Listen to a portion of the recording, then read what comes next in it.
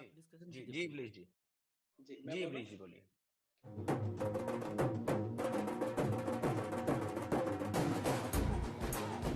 जी मेरा जी दो पॉइंट है, जैसा कि आपने कर्म के बारे में बोला था ना, मैं उसमें जरा ऐड ऑन करना चाहता हूँ।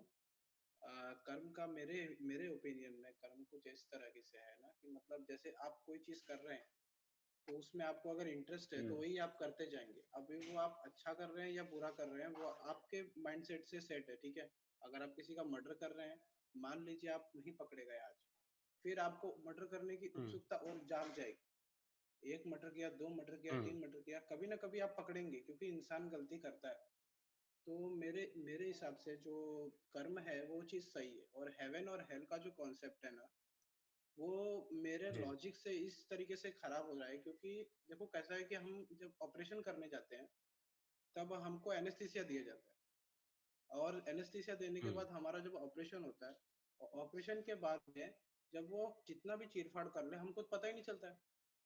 और जब हमको पता तब हम्म नहीं चल रहा है, इसका मतलब ये चीज बॉडी से कनेक्शन है कि हमको सेंस होगा। जब हम उधर जन्नत में जाकर सेक्स करेंगे तो हमें सेंस होगा, ठीक है। वो सेंस हम्म करने के लिए सारी सेंसिंग सिस्टम तो बॉडी में लगी हुई है ना। बॉडी जब यही खत्म हो जा रहा है तो उधर जाके हम क्या सेंस करें। ओके। मैं जो है आपका जो पॉइंट है वो एक अच्छा पॉइंट है, लेकिन कंप्लीटली ब्रूटल और कंप्लीटली लॉजिकल पॉइंट नहीं है। अकॉर्डिंग टू बिलीफ, मतलब बिलीफ के आधार पर साइंस जी के हिसाब जी से बहुत बेटर है, लेकिन बिलीफ के हिसाब से नहीं है। मैं इसका आपको काउंटर दूंगा और फिर मैं आपको इससे स्ट्रॉन्ग पॉइंट दूंगा ये ओके। समझाने का कि क्यों जन्नत और जहन्नम एग्जिस्ट नहीं करते। इसका काउंटर ये है जो आपने बोला है कि यहाँ पर वो आपको ये कहेगा, जो बिलीवर होगा, कि भाई अभी जब आपको एनेस्थीसिया दिया गया है तो आप मरे नहीं हैं। आपका हिसाब किताब, आपका जजमेंट तब शुरू होगा जब आपकी रूह निकल जाएगी। अभी तो वो आपकी बॉडी में ही है, सिर्फ आप जी अनकॉन्शियस हैं। तो इसलिए जी आपको जो है वो चीज पता नहीं चल रही, लेकिन जब बॉडी शरीर से अलग हो जाएगी तो उस दिन आपका जजमेंट डे स्टार्ट हो जाएगा। और फिर जो तकलीफ होगी वो रूह को होगी, और फिर जो मजा आएगा वो भी रूह को आएगा। वो आप तब तक नहीं ले सकते जब तक वो रूह बॉडी के अंदर है। ये आपके पॉइंट का काउंटर था। अब इसका सबसे स्ट्रॉन्ग पॉइंट मैं आपको देता हूं जिसको कोई डिनाई नहीं कर सकता, क्योंकि वो विदाउट जी बॉडी है थैंक सर। यू।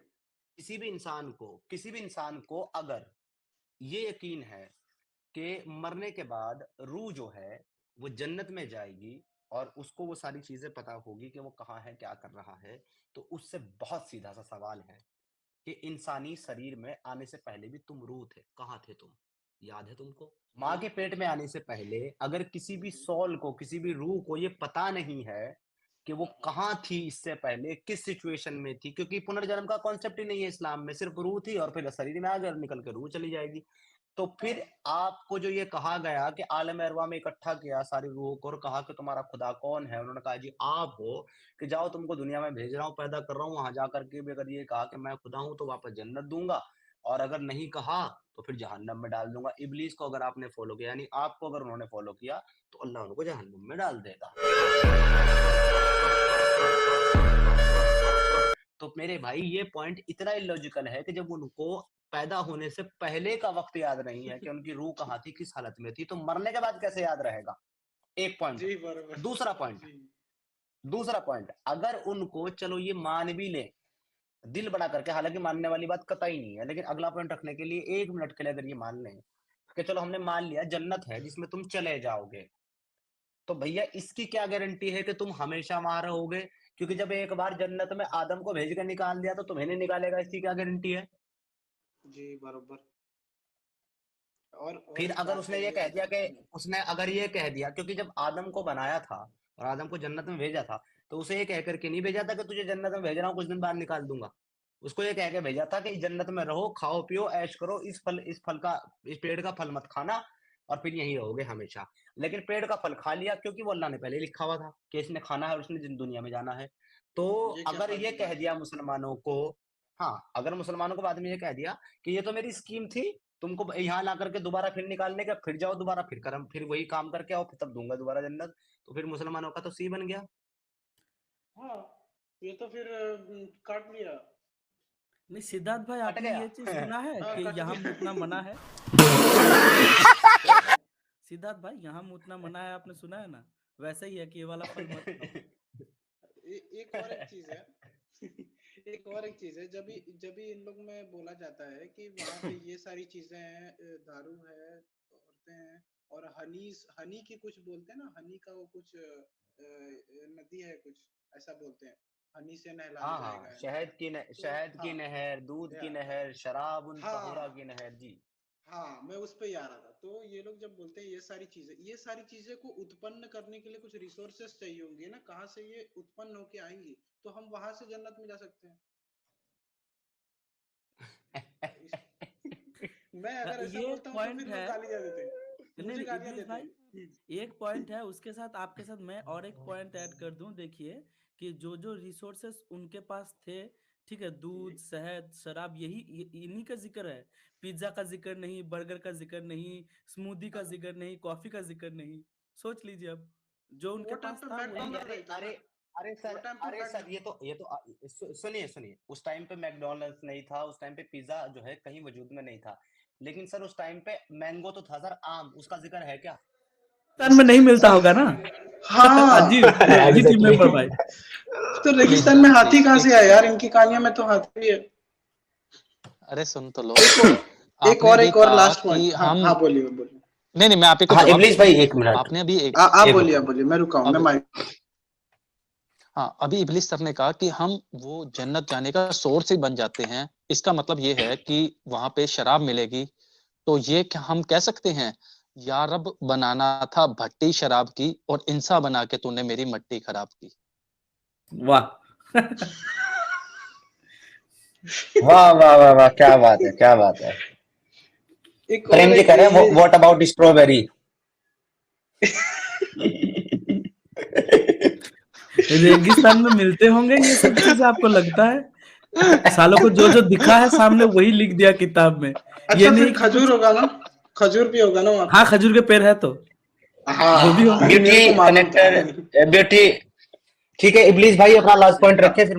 जी, मेरा बस यही कहना है कि अगर ये लोग इस तरीके से बोलते हैं कि मान लो वहां पे जो रिसोर्सेस ऑलरेडी है पहले से, वो मैजिकली बना देता है, तो बात ये है कि अगर वो मैजिकली बनाता है, तो जो जो उसको मानने वाले हैं वो क्यों रोटी के लिए लड़ रहे हैं, है ना? उनको रोटी के लिए नहीं लड़ना चाहिए। वो अपने हिसाब से रिसोर्सेस क्यों नहीं बेचता वहां पे, उनको क्यों तड़पा रहा है? एक वो भी बात है। जी आप उसने सबको रोटी खिलाने की जिम्मेदारी नहीं ली है दुनिया में, लेकिन दुनिया में जिस काम की जिम्मेदारी अल्लाह ने ली है वो भी पूरी नहीं करता। वो ये कहता है कुरान में कि तुम बच्चों को मत मारो, बच्चों को पैदा करो, उनको रोटी खिलाना मेरा काम है। लेकिन आप देख लो हंगर की वजह से कितने चिल्ड्रन मर जाते हैं, 1 मिलियन से ज्यादा बच्चे हर साल भूख की वजह से मर जाते हैं। अल्लाह उनको नहीं खिला पा रहा तो इनको कहाँ से खिलाएगा बड़ों को? ये बात भी सही है। और बात ये लोग करते हैं कि मीन्स जो इनको डिसबिलीवर्स है उसको मारो, और जब मैं ये बात बोलता हूँ तो बोलते हैं नहीं ऐसा नहीं लिखा हुआ है, और मैं बोलता हूँ इन्वेड इंडिया करके बकायदा लिखा हुआ है आपके बुक में, तो ये लोग उस चीज को मानने को रेडी नहीं होते। जब इनको मैं आप लोग का हेल्प बहुत है मेरे सर के ऊपर, थैंक यू वेरी मच, जो आप लोग ये सब नॉलेज हम्म, देते हो। मैं बताता हूँ, देखो आप गलत बोल रहे हो लेकिन इसमें लिखा है, उसका क्या करूँ मैं? तो बोलते हैं ये तो मैंने कहीं सुना ही जी, नहीं। मैं बोला यही तो गड़बड़ है, आपको बताते ही नहीं कोई। आपको कोई आपको एग्जैक्टली। बताएंगे तो उल्टा सीधा बताएंगे। अच्छा आपको ठीक है, आप आगे बढ़ना है हाँ। हमको। इब्रिस भाई ठीक है, हम्म। विदा लेते हैं आपसे। बहुत बहुत धन्यवाद जी जुड़ने जी के जी, लिए sir, thank thank you you so very much. Much and love you भाई, लव यू सच में। जी यू आर डूइंग जी वेरी गुड। जी, Radhe Radhe. Love you too जी, love you too sir, thank you so much, जी राधे राधे, जय सिया राम। अच्छा सिद्धार्थ भाई, उसामा ये अली जो अगेन, असम उसामा, सुने समृत भाई, उसामा अली भाई अगेन आए हैं और अगेन कहते हैं नो लॉजिक फंडा। हाँ, तो मैं यही पूछ रहा था सिद्धार्थ भाई आपसे कि किस चीज का लॉजिक नहीं मिल रहा, जन्नत का कि हमारे बातों का? अरे सर वो, बोलना क्या चाह रहा है? नहीं नहीं, अरे सर वो कुरान में ढूंढ रहे हैं ना। वाह वाह। वो कुरान में ढूंढ रहे हैं, इसलिए कह रहे हैं कुरान देख करके कि no logic found in Quran. आप सेंटेंस कुरानिस्ट है उनका क्या? समझिए पूरा। कुरानिस्ट है क्या? अरे बाप रे। अरे इन इन अरे गधा हाँ सिद्धार्थ भाई। 1 घंटे से लॉजिक लॉजिक चिल्ला रहा है, इलॉजिकल बातों पे हाँ करता है और कहता है तुम्हारी बातों में लॉजिक नहीं। तो मैं कह रहा हूँ कि इसको कुरान में नो लॉजिक नहीं मिला, इसलिए लिख रहा नो लॉजिक फंड। अबे भाई टाइपिंग जिहादी प्यारे भाई, ओ जोम्बी, ओ गटर छाप, यहाँ ऊपर आकर के मेरे साथ डिस्कशन कर लेना, लॉजिक लॉजिक नजर आ जाएगा। देखा आपने लापरवाही का नतीजा है। खत्म। Bye bye, tata, good bye, गया।